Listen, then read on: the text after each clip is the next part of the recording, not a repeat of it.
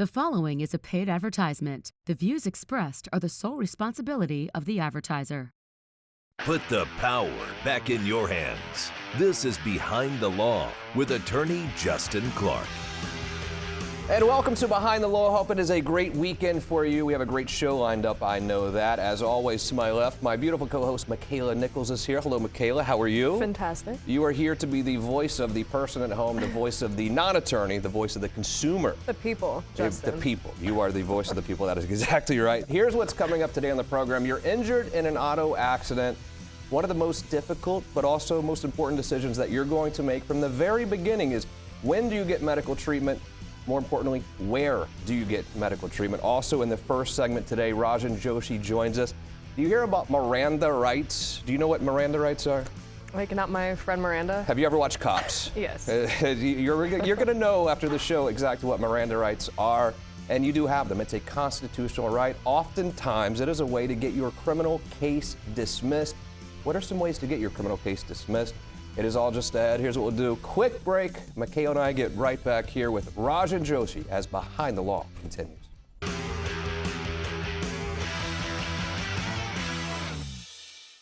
Managing your investment property is as easy as 1, 2, 3. 1. Sign up at GoRent123.com. 2. Let Greater Orlando Realty handle everything for you when it comes to managing your property, from qualifying tenants to collecting rent, processing maintenance requests, and everything in between. 3. Sit back, relax, and count all that money you're making. Earning passive income on your property is as easy as 1, 2, 3 with Greater Orlando Realty. Visit GoRent123.com today. Welcome back to the show, and allow me to remind you that we are here live. The phone number's on the screen. It will be during the entire show, 321-282-1055. If you have any questions whatsoever, it won't cost you a penny to call in, ask your questions right now. But one question that I get often is, what are these Miranda rights? You've watched Live PD when it was around, or Cops, and you have the right to remain silent. What does that mean exactly? And how can you use that if you're charged with a crime later to protect yourself? Who better to ask than Rajan Joshi, our favorite criminal defense attorney. Rajan, welcome back. How are you, sir? Thank you. Doing good. And so, look, I know a lot about Live PD. I know it's off the air now, but I've learned a lot of my cop stuff from Live PD, and a lot of people aren't going to admit that here in the studio, but they're the same. You know, they learned everything from Live PD or Cops back in the day. You have the right to remain silent. What is that? What does it mean, and how does it protect me? Well, essentially, the Fifth Amendment to the United States Constitution guarantees a person a right against self-incrimination. Now, when somebody's arrested or stopped by the police, they almost feel like they have an obligation to talk to the police. And a lot of times people will go there and they'll talk, and they feel like it's going to help them. And what the Supreme Court said in the case of Miranda is, no, the police have to tell you when you're in custody that you have the right to remain silent. Anything you say can and will be used against you. And a lot of people don't know they have a right to an attorney. So that right has to be relayed to them. And, you know, if they can't afford one, one will be appointed. So essentially, the Supreme Court has put a duty on the police to inform citizens of these rights. The police do not need to read the rights in order to make a lawful arrest, but they need to read the rights if they're going to interview someone in custody in order for that interview and confession to be used in court. So you get stopped, you get pulled over by the police, and they say, okay, step out of the car, we're going to search your car. But they say you're only being detained, you're not being arrested. What is the difference? Well, the police can detain someone temporarily if they have like reasonable suspicion that they committed a crime. They're not formally under arrest or in custody, but they can't leave. And then as they continue on their investigation, if they develop probable cause to believe this person probably committed a crime, then they can place them in custody and under arrest. At that point, that triggers the rights if they're going to go ahead and start interviewing the suspect. So let's say I'm hammered, okay, and I get arrested, thrown in the back of the police car. I'm under arrest at that point, I presume, but the officer has not read me my Miranda rights, and I'm so drunk I just start spewing things out, yelling at the cop or whatever in the front seat. I say, I've had 20 beers. Is that now admissible later? Absolutely, because what Miranda does is it only applies to interrogation. So if the police officer asks you, sir, how many beers have you had? And he didn't read you your rights, and you respond, I had 20. That, you know, if you have a good lawyer, they're going to keep that out. But if you're sitting there saying, I had 20 beers and I don't care and I'm going to drive no matter what, that's all coming in. Right. Yikes. So, I mean, how can Miranda be used then if I'm a criminal defendant? How do you use it when you're representing your criminal clients to help get cases dismissed? Essentially, first thing I got to look at is, are they in custody? You know, and that's a totality of circumstances. There's no bright line rule to say, you know, if they're in custody. It depends.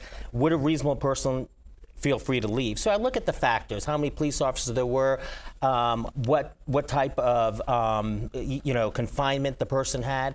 Then I have to look at if they read them their rights and if they continued interviewing them. And, you know, I've gotten cases thrown out where they didn't read them their rights properly. They read almost all their rights, but they forgot to tell them, well, if you cannot afford a lawyer, one will be appointed at no cost. So my client talks, and I'm like, well, he wasn't given Miranda. You know, he was given everything else, but a very important part, so his confession shouldn't be used in court. Right. And you know, it works because what we're doing is we're protecting a person's constitutional rights. We're protecting them, and the Supreme Court has given guidelines for the police, and if they don't follow it, then the punishment is the evidence doesn't come into court. I think this week was the 53rd anniversary of us landing on the moon, okay? I imagine 53 years ago, every police officer did not have a body cam like it seems like we have now. How has this proliferation of body cameras changed your job and really changed things for criminal defendants? It's made it actually a lot easier because time and time again, I've read reports, and you know, somehow the reports. And I'm not faulting all police officers. There are some excellent police officers out there. Most are, but I've seen reports, and then I've seen video camera footage. You know, that may have been at this at a bar or something like that. That is totally contrary. Now with the body cams, it keeps the police accountable. Sure. It keeps them from, you know, crossing the line and covering up. At the same time, sometimes it can be used against the client because you know, the client does react a certain way. It's caught on tape, and you know, it works both ways. I mean, couldn't you argue that it is? I imagine there are police officers out there that hate it because it shows everything they're doing. But if you're a good police officer, wouldn't you want this to protect yourselves in so many ways, having this body cam on you? Absolutely, and I would say most police officers are good people. Yeah. They're doing a job, and they find the body cam makes their job easier because they don't, whatever they're going to write in their report is already documented and captured on video. You know, Does their body cam just like turn on automatically? Like, could they just like wait? Essentially, you know, they got to put it on. I've had cases, and it depends on the agency and depends on the technology. I've had cases where officers have forgotten to turn the body cam on, you know, yes, very conveniently. But other times it does just trigger on. I guess it's just depending on the agency and the technology. And look, if you have been charged with a crime, they say that buying a house is the most important investment of your life. Being charged with a crime is also going to be one of the most important investments of your life, and that's hiring the right criminal defense attorney. Rajan Joshi is at 321-282-1055. If you have questions for us right this second, call us at that phone number. We will answer them immediately as well. It's weird because, again, I think that when you start getting investigated for something, they put you in that room. There's this old saying, good cop, bad cop. That doesn't even apply just in criminal law or in criminal charges whatsoever. Literally, let's play good cop, bad cop. We're not even talking about cops. It's a saying in our lexicon now. It happens in real life, and they will come play good cop with you, and they haven't even charged you with anything yet. They can really somewhat lull you into a friendship with them to get you to talk. Absolutely, and a lot of people think that talking is going to help them. They think that, well, maybe if they explain it or they're truthful and they confess to it, that the police will take it easy on them, the prosecutor will take it easy on them, and that's, you know, the one thing, the old saying, the truth will set you free, is the furthest thing in criminal law. You know, the truth usually locks the people up, and what they want is they want that confession. That's like icing on the cake. That's like a bow and a ribbon on the criminal case, handing it to them, because you've got the confession from the person who did it. They've admitted to it. Now it's harder, if that comes into court, for the person then to get up on the stand and explain things any differently. And sometimes their confession was not voluntarily given. I've gotten confessions thrown out where the police would start these games with them, saying, hey, look, you talk to us, we're not going to do anything. We just want to help you. and they lure these people into a false sense of security, and the person ends up confessing, and all of a sudden he's locked up, because the police can lie to them. But if they make any promises or make any threats, then and get a confession of that confession is not voluntarily given, and it can be thrown out. Yeah, and I've seen you get cases dismissed. I mean, pretty significant charges get dismissed and set your clients free, and rightly so. What are some other reasons, though? Because I've seen you get so many cases dismissed. What are some other ways you've gotten criminal cases dismissed? One particular case I had was when an individual was going in the airport wearing a military outfit, and he wasn't in the military. And it was a crime in Florida to wear a military outfit, imitation of a military outfit, or part of a military outfit. Really? Really? Yes. And it was a misdemeanor, and he was going to give the diversion program or get his case dropped. I instead challenged the constitutionality of that statute. I said that statute's unconstitutional. What if a person's wearing a Halloween costume? Is that a crime? What if a person's wearing, their husband's coat because, it's cold outside? Is that a crime? So I argued that it violates the 14th Amendment and the First Amendment, freedom of speech. And the court struck the statute down. It's unconstitutional. They appealed it to the 5th District Court of Appeals, and they upheld it, so it knocked it down for the whole state. So, what it takes looking at every single finite detail. I had another case where these individuals committed a home invasion robbery and shot someone, and they all jumped into a black Mercedes. The person who wasn't shot at the home called and said it was a black Mercedes, from this attempted murder. Right. The police stopped the first black Mercedes they saw, surrounded it, found all the evidence, found all the co-defendants, and arrested my client. I mean, everything was there. The gun was there. He was the shooter. But I argued that the police only had the evidence of and this suspicion of a black Mercedes, not a license plate number, not a license plate tag.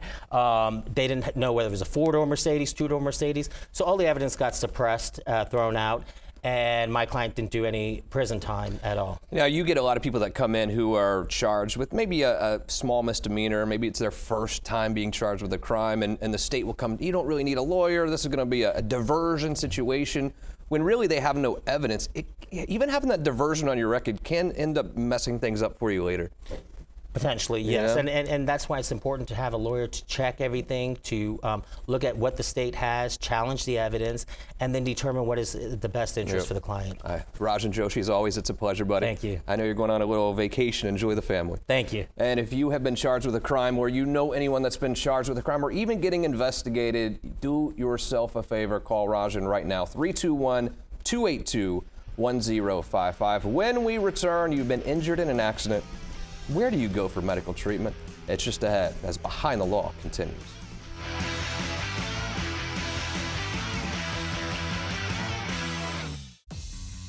Does credit card debt have you spinning out of control? You are not helpless. At Attorneys Justin Clark and Associates, our goal is to lower or even eliminate your credit card debt. Call me today or visit youhavepower.com and take back control of your financial life.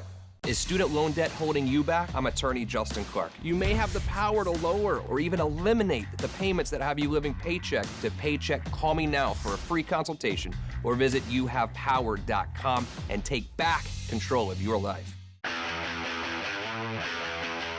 Welcome back to the show. We talk about personal injury law sometimes on the program. You hear TV commercials all the time about personal injury, but one thing you don't necessarily hear about is, number one, when do you have to get medical treatment? Number two, where do you get medical treatment? These can be two of the most important questions if you've been injured in an accident, and who better to ask than our good buddy Mike Mills, Injury Assistance Law Firm. Mike, welcome to the show. First time here. Thank you. We did a radio show, a decade ago together? It's been seems that long? way. It seems that way. Time's been flying. But you have this great program. Okay, so yes, you own a law firm. You're a great lawyer here.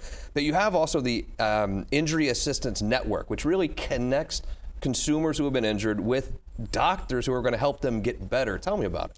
Sure. What the Injury Assistance Network is basically it's an online provider network. It allows, or provider directory, so it allows attorneys, personal injury attorneys, as well as the general public to easily find the different types of providers to treat them for their injury cases. When do I need to get medical treatment? If I'm injured in an auto accident, Sometimes you don't feel anything for a few days. Is there a time limit on when I can go get treatment? Absolutely. Here in Florida, the statute requires that you treat within 14 days of the accident. Obviously, the sooner you treat, the better, because dealing with insurance companies, we often have to get over that hump as to why did your client take so long to go get treatment if they were so injured. So definitely, the sooner you can go get treatment, the better. And that's another reason why I came up with the Injury Assistance Network, is because a lot of times somebody's in an accident, they're feeling they're feeling injured, they're feeling their necks tight or whatever the case is, but they don't want to deal with the hassle of going to the hospital or the ER. And so they'll put it off and see if the pain eventually goes away. And then sometime later down the road, when it doesn't, is when they try to go to the doctor. Sometimes, and let's talk about the elephant in the room, I guess, here for a moment. A lot of people think that these people that get injured in accidents are scumbags, and we're ambulance chasers and that sort of thing. And I get that. There's probably a fair amount of people who really aren't injured who fake an injury. But I mean, you and I have seen people and families ruined from having an accident, something that was not their fault. They got rear-ended by a dump truck. We've seen people die. I mean, your job is important. Absolutely, and that's what makes being a personal injury attorney so very near and dear to my heart, because it's at the end of the case when I'm actually handing the client the check, and I can just see the appreciation for, not just the money, but all the steps and everything that we did to get them to that point, them getting better or getting that treatment that they need to help them get back to as close as they were prior to the accident, health-wise. And how do you decide, though, if you're injured in an accident? So let's say I didn't go to the hospital, but my back is hurting, okay? It happened 2 days ago. How do I know if I should go to a chiropractor or a surgeon, my family doctor, the hospital? How do you make that decision initially? Well, typically, the initial choice is kind of like the chiropractor, because they offer what's called conservative treatment. They can definitely, especially if you're having back or neck pain, they can examine your back or your neck, and then they can refer you out to, if need be, an ortho, or send you out for diagnostic care to see, get you an MRI or X-ray to see if there's anything broken. Or a lot of folks think that because they don't have a compound fracture or they didn't get a bad laceration, that they don't have a case. But a lot of times what folks get are called soft tissue injuries. And although it may not look as bad as a compound fracture or you have a bad laceration, those types of injuries can be just as debilitating as anything else. Sure. And so do I make this call on my own merit? So if I'm in an accident, do I just do that, or do I tell someone? I'm like, hey, I went to the chiropractor. How does that work? Well, it's various different ways. You can either contact an attorney directly, or you can go on the site. If you feel like you're in need of a medical provider, you can go onto the site, injuryassistancenetwork.com, and search by the type of specialty that you're looking for, like chiropractor, and then the location as well. And it'll come up if we have a provider in that area. Fantastic. Yeah. And if you have questions about this, you've been injured in an accident, maybe you're a medical provider and you want to be involved in the Injury Assistance Network, the phone number's on the screen. We're here right now, 321-282-1055.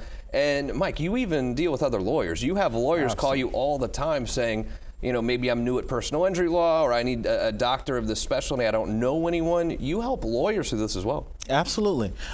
In fact, lawyers are the general purpose of this file, or of this site. Being a personal injury attorney, that's the reason I developed it, because inevitably I would get a client outside of my general area of practice, and when that would happen, I don't know anyone, say in South Florida or somewhere, and having to either go on Google or just cross my fingers and pick somebody, and not knowing what kind of service they're going to provide to my client, if they're going to send them out for the MRIs, things that I know that those providers do that will help me not only take care of my client, but help me maximize their case are the things that we're looking for those providers. Let's talk about MRIs for a minute since we're talking about providers. Sure. Have you ever had an MRI? Yeah, I had the one. Is that where they put? I had like the one with the cage on the head. Oh my god. A cervical MRI. Yeah, that was. It's very infrequent that someone comes in and says, wow, I just got my MRI done. That was awesome. Right. MRIs are tough. They're scary. Do not open your eyes when you're in the MRI machine. I made a mistake of doing that one time, and I immediately became claustrophobic. Yeah, exactly. Yeah, just keep them close. But I hear, okay, this is an open MRI or stand-up MRI. Are there some that are a little bit less, make you a little less claustrophobic than others? Yeah, the open MRIs, and one of the MRI providers that's on the network is stand-up MRI. They offer that that MRI where you're not totally encased like in a casket. Yeah. The casket And then there's feel. the mirror, right, where you can kind of see out. Yeah, well, actually, you're sitting down and it kind of goes around you. So, yeah, it's completely different. Do they at least play Pandora or anything when you're in there, or is that you old can, school? Yeah, you have your own music going on. Yeah, so. I heard Spotify was a place that you got to listen You to heard music about now. that. Yeah, well, I just heard Pandora's for old people, and I got mad, of course, but geez. Hey, I listen to Pandora. You do? Oh. Me well, too. I Raise mean, your hand if you listen to Pandora. I Still, guess- anyone in this? Thank you. See, we guess have some other mature people here as well. The Unbelievable. grays kind of give it away. for Same me, here, so, buddy. hey. It's okay. I thought that was just the lawyer thing, though. No, it gives us the gray Right. hairs. But when it comes to a personal injury accident, again, these people go through a lot to get better. Absolutely. And number one thing that I know you tell your clients is, okay, yes, at the end of the day, we want to get you paid for your pain and suffering, but the number one thing is we want to make you get better. And that's absolutely. the medical providers. That's why it's so Yes. important to have good doctors on your team. Absolutely. It starts with the medical providers. Obviously, I'm here to quarterback the situation, but I'm not a doctor, and it's called personal injury. So Right. if you're injured, I can't make you better. So it's important that you see those the right providers that's going to take care of you, is going to make you or help you get better, and provide us with the medical documentation that we need so we can aggressively litigate the case for on the client's behalf. But these injured people, I mean, they're taking a lot of time out of their day to go get these medical treatments, whether it's physical therapy, the chiropractor, we're missing work, we're taking time away from the family. It's not easy to get to that point 6 months down the road, Absolutely. a year down the road when you're actually better. It's really a commitment, isn't it? It's a commitment and a half, Yeah. I'd say. You're looking at definitely 3 to 6 months at a minimum. A lot of folks that have not been involved in accidents just assume that, hey, you get in an accident and presto changeo, you get money. And that's not the case. I mean, it's based on your actual injury. Yep. You know, you actually have to be injured in order to get a settlement. It's not that easy to turn your wreck into a check, is it? That's a good one. Mike Mills, good to see you, my friend. seeing Let's you. do this again soon. Don't wait another decade before you come see me. How was that? I'm waiting on you. Awesome information. If you have any questions at all, the phone number's on the screen, 321-282-1055. Again, if you're a medical provider, you want to get involved with Mike in the Injury Assistance Network, he's happy to talk to you. A lawyer, you need a good place to send your clients, a good place to send them for medical treatment. Same thing. Here's what we'll do, a last quick break, and when we return, it's what did we learn?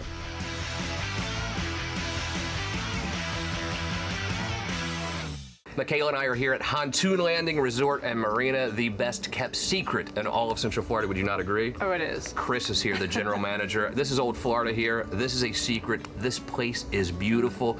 Great rooms, great suites. If you want to spend the weekend, spend a week here. But also a lot of great things to do here during the week, Chris. What all do you offer? So we have river tours, we have pontoon boat rentals, brand new pontoons. We have, you stay in the Beautiful rooms. place. What about the river tour? I mean, we have manatees literally right outside the boat here. You do river tours, right? Yeah, we do 2 of those, 10 and 1. Yeah. Wednesday through Sunday, and it's a tour all the way around Pontoon Island, go by Blue Springs. This is Old Florida at its finest. Door to door for me from my house, 45 minutes. I think downtown Orlando, an hour. Yes. Yet you feel like you're in a totally different world. How do you describe this setting? A place like no other. This is so unique, and there's not very many places like this anymore. You totally upgraded the rooms and suites. They're beautiful, stunning in fact, very comfortable. How do you describe the rooms and suites here? You know, they've gotten a lot of love in the last year, and it's wonderful. And we're continuing to make that investment in Pontoon to continue to keep it as a place like no other. And you can rent this boat here. The boats are brand new, but think about the rooms and suites too. They're all so unique. This is not a cookie cutter type place to stay. No, it was designed as a fish camp, and it, you know, all the rooms are very unique. So it's not like a big hotel where you have a bunch of these cookie cutter rooms. Yeah, they're all unique. The dockside deli is awesome. We're building a tiki bar. We have beer. This place is unbelievable. I'm so impressed with what you have done. Chris, congratulations on what you guys are doing here and continue to do. And I've got to tell you, if you have not been out to this area, you're making a mistake. Pontoon Landing Resort and Marina, 45 minutes from my house, not more than an hour from yours. Come out and check it out. Managing your investment property is as easy as 1, 2, 3. 1. Sign up at GoRent123.com. 2. Let Greater Orlando Realty handle everything for you when it comes to managing your property. From qualifying tenants to collecting rent, processing maintenance requests, and everything in between. 3. Sit back, relax, and count all that money you're making. Earning passive income on your property is as easy as 1, 2, 3 with Greater Orlando Realty. Visit GoRent123.com today. Wrapping up this week's edition of Behind the Law, as always, with What Did We Learn? Makaila Nichols, what did you learn? I learned that I probably shouldn't talk if I ever get arrested, so it's not the time to talk, ever. I learned that you do not like MRIs. You got very scared in an MRI once, right? Yeah, I did. I had to squeeze a little ball to get out. If we had more, you did? You there's like a safe word? I was like, help. No way, are you kidding me? No, serious. I learned I love what Mike Mills is doing, connecting lawyers, consumers, and doctors all together to make sure that if you are injured in an accident, you're going to get the medical care that you need and that you deserve, really.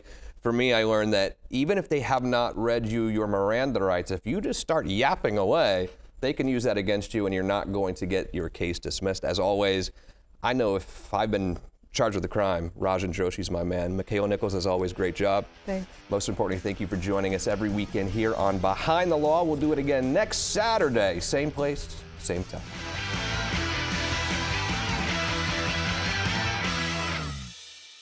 Here with Rajan Joshi. He is the founder of the Joshi Law Firm, our go-to for all things criminal defense, the place that literally we refer our criminal cases to. What I love about your firm is there is no case too small, but more importantly, maybe no case too large for you. Yeah, thank you, first off, for having us. Yeah, our firm is equipped to hire any type of criminal defense case, whether it's federal, state, murder, racketeering, a DUI, or simple petty theft. You know, we have the infrastructure and the manpower to handle it. Free consults, which is always a great thing if someone's charged with a crime, but also maybe you should call before you are even charged. If the cops are calling you, should you talk? Absolutely not speak to the police officers. The most important thing is if you're suspecting the crime, is call an attorney. A lot of times we can quash it and avoid people from going through the hardship of an arrest and criminal charges. Keep up the great work. Thank if you are charged with a crime or the police are calling you, do yourself a favor, call the Joshi Law Firm today. One of the most important decisions you're ever going to make. The proceeding was a paid advertisement. The views expressed were the sole responsibility of the advertiser.